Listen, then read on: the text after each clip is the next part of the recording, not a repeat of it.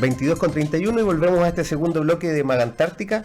Conversábamos fuera de micrófono con Gabriela, un tema que después vamos a pasar a lo de la identidad, pero un tema que me ha llamado la atención con respecto al mundo científico y de los científicos, que tiene que ver con que uno empieza a revisar paper y se nota que hay cierta equidad de género.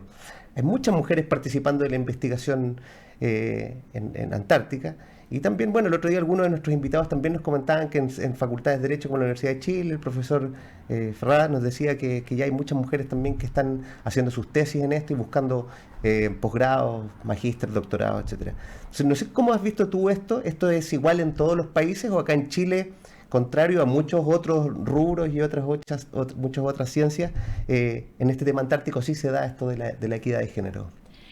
Creo, tu observación es brillante porque sí, desde hace quizás unos 5 años atrás que se nota mucho la presencia femenina en las conferencias académicas con respecto a ciencia antártica de distintas disciplinas. Lo cual es fantástico, obviamente, aporta muchísimo y le da una visión distinta a lo que es esto de la cooperación internacional. Hay en distintos países, hay directoras de proyectos, hay, por ejemplo, managers de programas nacionales antárticos. Entonces, el hecho, creo que en muchos países ahora el género ya no se ve más, no se especula más con tener un porcentaje femenino, masculino, sino que está habiendo una equidad con respecto a capacidades, más allá del género al que el candidato represente.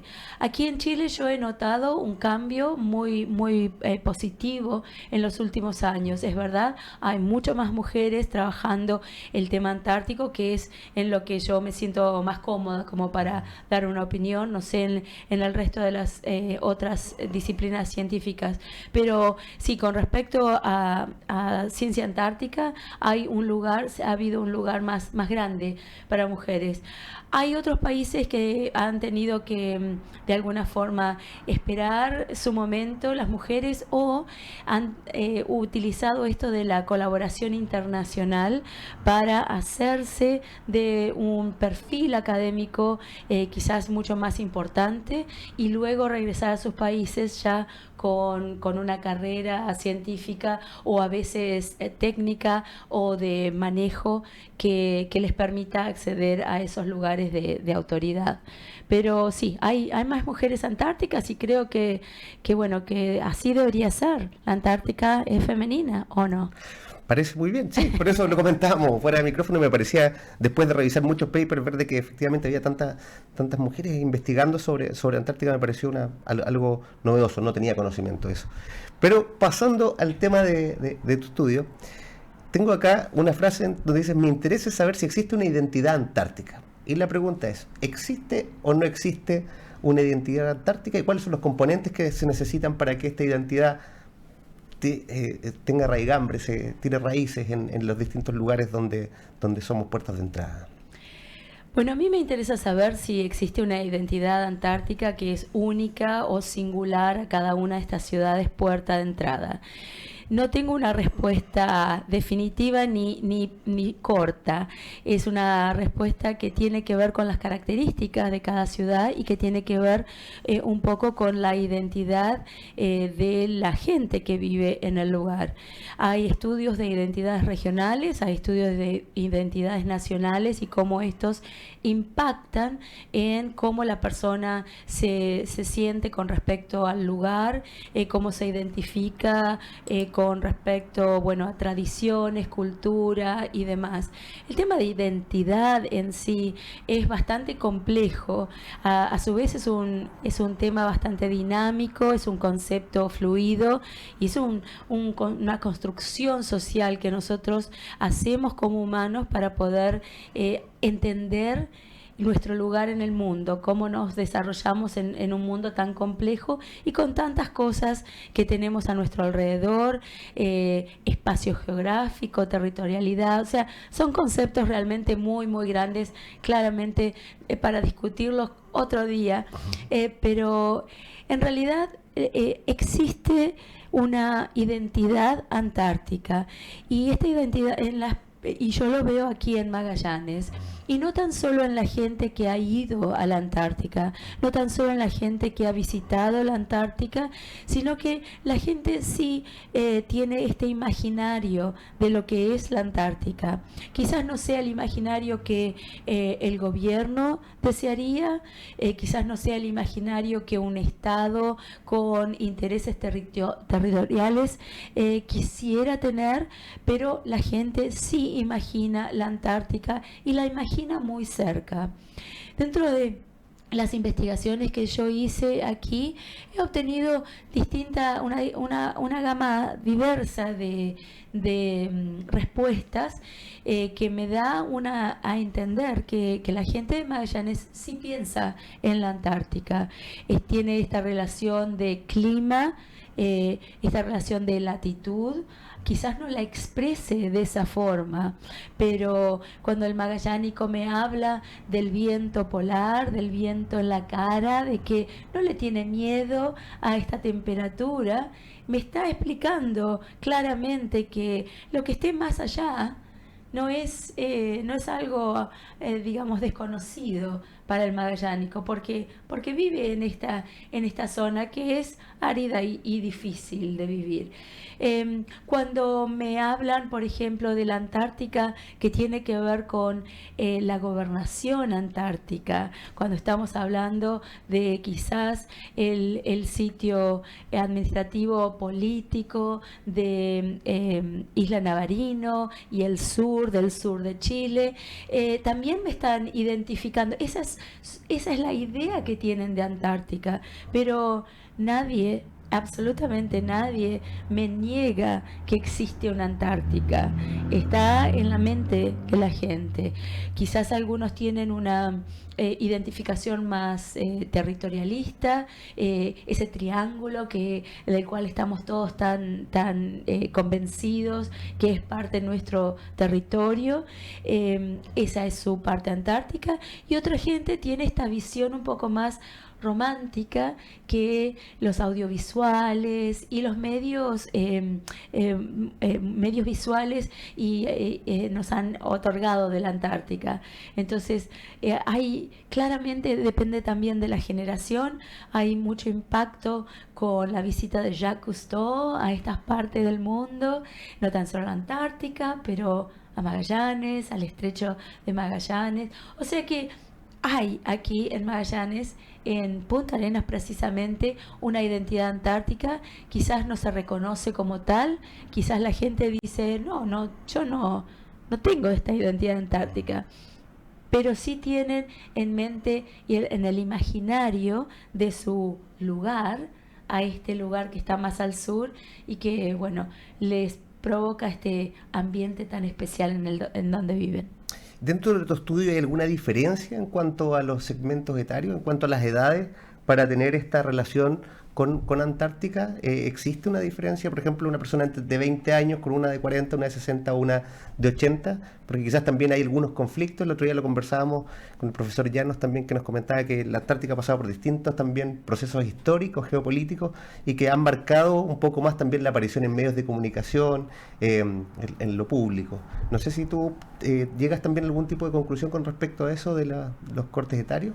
Sí, totalmente de acuerdo con lo que el profesor Nelson Llanos decía, porque cuando pensamos con respecto a este imaginario tenemos que tener en cuenta nuestra educación, todo este desarrollo cultural que tenemos alrededor nuestro. Entonces, los que hemos vivido durante ciertos gobiernos que han impuesto distintas ideas territoriales en la población, como por ejemplo esta idea de soberanía sobre la península antártica, se nota inmediatamente en la respuesta. Se nota que la gente de cierta edad lo tiene muy claro y no hay ninguna dejo de duda con respecto a esto. Cuando empezamos a hablar con las generaciones un poco más jóvenes, inclusive 30 años de edad y alrededor, ellos ya están con un poco más de duda, porque esta es la generación de la transición luego de procesos militares. Entonces tenemos aquí una generación que duda que eso sea la verdad absoluta, pero todavía lo mantiene dentro de lo que es parte de su cultura y su educación. Cuando llegamos a los de 20 años y cuando hablamos con los alumnos del liceo a esa edad de nivel de educación, ellos tienen a su disposición una gama de herramientas en donde quizás nosotros perdemos un poco la dimensión, porque hoy en día las generaciones jóvenes viven en este mundo sin límites geográficos, sin límites de comunicación. Esencialmente un teléfono celular les abre la puerta a un mundo sin límites, y la Antártica es parte de ese mundo, y ese mundo no tiene esa configuración que quizás tiene para la mente de una persona de 40, 50 años. Hace algunos días tuvimos un apagón, un blackout en la región que tuvo que ver con no tener internet, no tener celular. Quedamos apagados un rato, la histeria casi llegó a su punto máximo cuando ya habían pasado un par de horas. Y he escuchado muchas personas que dicen que quizás la llegada de la posible fibra óptica también sea un empuje muy grande para esto mismo, para el tema antártico, para poder afirmar esto, porque efectivamente vamos a tener una conexión de nivel ya mundial, y eso va a también dar una fluidez y una facilidad para todo lo científico. ¿Crees tú también que estos avances tecnológicos, tal como decíamos, la apertura, la facilidad con que hoy día accedemos a un teléfono o a internet, que este tema de la fibra óptica puede darnos un salto hacia adelante para poder seguir confirmando y reidentificando a la gente como Antártica? Yo creo que la fibra óptica, el servicio de fibra óptica va a aumentar las capacidades que Chile pueda ofrecer a los distintos programas nacionales antárticos y a otros actores antárticos en temas de comunicación satelital, digital, etcétera. Claramente va a ayudar a la comunicación de aquí, de Punta Arenas y de la región de Magallanes, va a mejorar esta conectividad que queremos todos y que tenemos, pero creo que por sobre todo va a ampliar las capacidades que tiene Chile, no tan solo como servicios antárticos, sino también dentro de las capacidades que pueda tener dentro de su programa de ciencia antártica. O sea, hay veces, creo que también nos olvidamos, la cercanía que tiene Argentina y Chile con la península antártica es única, no la tiene ninguna de las otras ciudades puertas ni de ninguno de los otros países. Esto de que las personas que están trabajando en la Antártica, invierno y verano, puedan comunicarse por teléfono con sus familias en el continente sudamericano es único. No lo pueden hacer así de fácil el resto de los países y de las naciones antárticas. Las comunicaciones satelitales son muy, muy caras, y nosotros tenemos esta cercanía, permite que hasta tengamos radio antártica. Entonces, hay ciertas cosas que quizás la damos por seguro, por sabido, pero que son realmente únicas por esta cercanía y esta conexión que tenemos desde el sur de Sudamérica con la península antártica. Mensajeando a la gente por WhatsApp es algo que es impensable hacerlo desde ninguna de las otras ciudades antárticas. O sea que la fibra óptica obviamente va a cambiar cómo se vive la conectividad aquí en Magallanes. Definitivamente va a ser un avance para la Antártica, pero ya hay muchos avances. Hay otro dato muy chiquito y especial. Chile es el único país que ofrece conectividad aérea durante todo el año a la Antártica. desde Punta Arenas a la isla Rey Jorge se puede volar siempre y cuando las condiciones meteorológicas lo permitan a la Antártica. Es el único lugar. Desde las otras ciudades hay una ventana, al parecer, en la cual ya no se puede ingresar o salir, ¿no es cierto? Exactamente. ¿Esa ventana cuánto dura, más o menos? Esa ventana dura, a veces es el fin de octubre, comienzos de noviembre, hasta fines de febrero o marzo. Entonces, a veces aspiramos a cosas que queremos tener porque somos ambiciosos, pero hay que ver un poco lo que tenemos y realmente valorarlo. El vaso medio lleno. El vaso medio lleno, exactamente. Antes de comenzar el segundo bloque también estábamos conversando sobre este otro estudio, que es un estudio sobre la identidad magallánica antártica cuando se idealiza lo desconocido, del Centro de Estudio de Psicología Social, y ellos llegaban a una conclusión, estaba revisando, de que efectivamente, y era una de las hipótesis que tenían, de que parte de la identidad social regional no se construye a partir de una conexión con el entorno natural, sino que con creencias simbólicas respecto a lo que esto representa para los habitantes de un territorio. Y hacían una serie de consultas, es bien entretenido también, ahí pues lo pueden buscar, googlear, porque llegaban a la conclusión de que la gente no tenía tanto conocimiento sobre lo antártico. Habitualmente es muy poca la gente que ha conocido la Antártica, pero aún así hay lo mismo que tú nos comentabas de tu estudio, de que está esta raigambre y está este acercamiento a la identidad de Magallanes. Entonces, no sé si esto sucede con algún otro lugar del planeta. Habitualmente, si es que uno se siente de una parte es porque o nació ahí, o los padres son de ahí, o ha viajado y ha estado algún tiempo, pero hay que tener algún tipo de cercanía de ese tipo. Con Antártica pareciera que es distinto. ¿Hay algún otro lugar que a ti te merezca, que es parecido a lo que sucede con el continente antártico?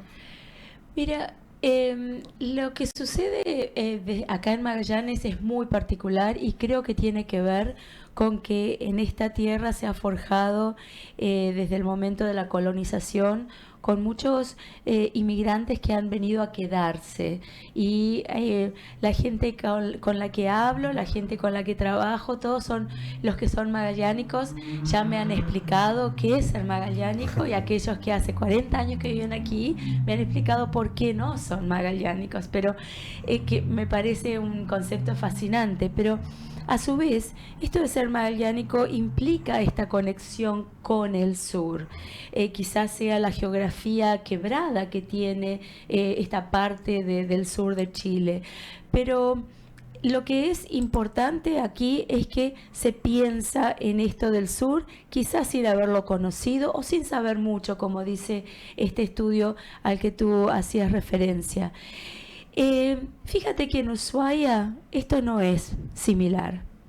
Y esto pasa porque la población actual de Ushuaia migra desde hace muy poco hacia Ushuaia. Migra en los años mitad de los 70, 80, sobre todo 90 y 2000. Y son inmigrantes económicos en donde la intención es de establecerse y de poder obtener un trabajo bien pago y quizás en 15, 20 años regresar, con lo cual no se forma una cuestión de tener una tenencia, una querencia al lugar. Entonces la Antártica aquí no se imagina, se sufre, o si no, se sufre porque al estar tan cerca es muy frío y por lo tanto es distinto a lo que yo siento como mi hogar, que es mucho más al norte y de alguna forma más con un poco más de temperaturas más templadas, o si no, es un lugar donde es inaccesible para mí porque es muy caro ir y solamente van turistas extranjeros. Desde Christchurch y desde Hobart, ellos tienen una concepción de la Antártica que tiene quizás un tono más proteccionista. Ellos están para protegerla, conservarla, para el bien de la humanidad. Claramente hay intereses geopolíticos por detrás, ¿cierto? Son países reclamantes de territorio antártico, pero la conexión con la Antártica se establecen por legados y patrimonios polares de héroes antárticos que han pasado por esas ciudades, de hacerse realmente, de albergar a la ciencia antártica, de enterarse qué hace el científico antártico que vive en su ciudad, y también de ser esto de hospedar, de ser un buen, recibir bien a la gente que viene hacia la Antártica, que es de otros lugares. Entonces, ellos tienen una relación distinta y un imaginario distinto a la Antártica. La Antártica es pristina, es pura, y yo la conservo. Quizás no es la misma idea que se tiene en otros lados de soberanía, de protección, de permanencia, etc.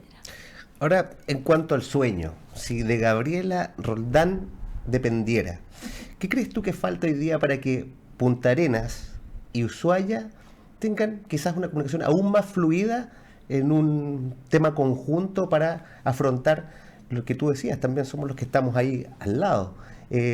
¿Cómo ves tú esa relación binacional Ushuaia-Punta Arenas? ¿Qué es lo que podría mejorar? ¿Cómo estamos? ¿Para dónde ves tú que va el tema en el corto, mediano y largo plazo? Yo creo que ambas ciudades están en una situación óptima como para poder colaborar, tener esta colaboración a la que yo llamo regional, por llamarla de alguna forma. Existen las relaciones bilaterales entre Argentina y Chile, que están en muy buen estado. Es más, Argentina y Chile están trabajando desde hace varios años en conjunto para poder lograr una protección sobre el océano Antártico, en lo que es la zona del mar de Weddell y el mar de Escocia. Ahí es donde se produce no tan solo gran actividad de turismo, sino también actividad de pesca.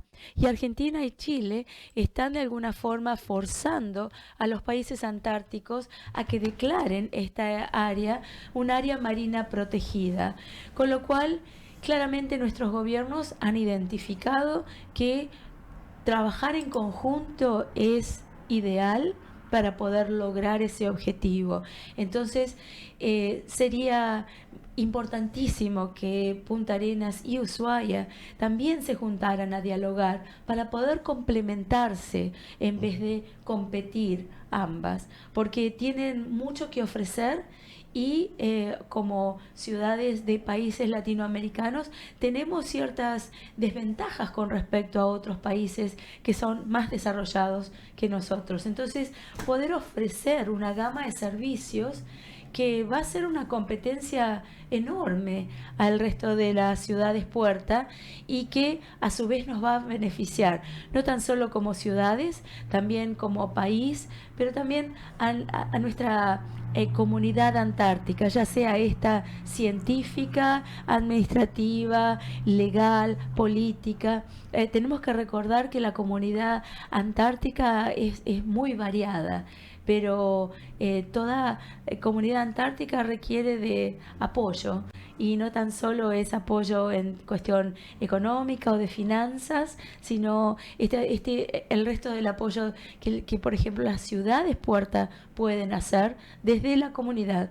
Saber que vivo en una ciudad antártica, que respeto lo que se hace en la Antártica, y que de alguna forma eso también modifica la forma en que yo vivo, cómo me conducto en esta ciudad, cómo es mi conducta acá en esta ciudad antártica.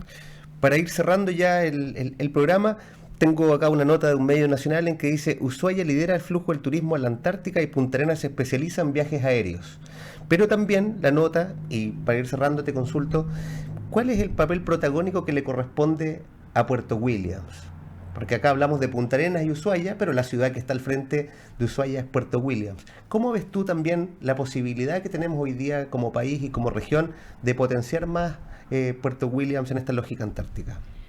Los planes de desarrollo de la logística y de la infraestructura de transporte de Puerto Williams que yo he visto, que están en público conocimiento, son muy, muy buenos, y creo que va a potenciar a Puerto Williams. Creo que sería un error que estos desarrollos se hagan para competir con Ushuaia. Debería definitivamente complementarse. Ushuaia está llegando a un tope en donde no puede recibir más cruceros de turismo. Entonces, con Puerto Williams podrían hacer esta colaboración regional y trabajar. Acá hay otro competidor que con los barcos más rápidos y estas alianzas que se pueden hacer económicas fuera de los estados, digamos, latinoamericanos, podría llegar a ser un competidor muy interesante en los próximos 5 a 10 años, que es las Falklands, Malvinas. Están desarrollando una política de Estado como territorio de ultramar británico y así como se denominan a sí mismos, y es precisamente para posicionarse como este lugar de partida o plataforma hacia la Antártica. Con lo cual, de nuevo, me urge este mensaje de trabajar regionalmente entre Ushuaia, Punta Arenas y definitivamente Puerto Williams. Hay mucho para ofrecer y creo que estamos muy, muy cerca. Muchas gracias, Gabriela Roldán, de Gateway Antártica, Universidad de Canterbury, hoy día en una pasantía, tengo entendido, acá en el INACH. ¿Hasta cuándo te tenemos por esta zona? Estoy hasta mediados de julio y quería sobre todo agradecer no tan solo al INACH que me ha recibido con los brazos abiertos, pero también a la gente de Punta Arenas y de Magallanes, porque he entrevistado mucha gente, he visto mucha gente, todos tienen algo para contarme y todo me sirve, así que muchísimas gracias por tenerme aquí. Muchas gracias a ti. Cerramos un capítulo más de Magantártica cuando son las 22:57 de Polar Comunicaciones y los dejamos invitados el próximo jueves de 22 a 23. Nos vemos. Buenas noches.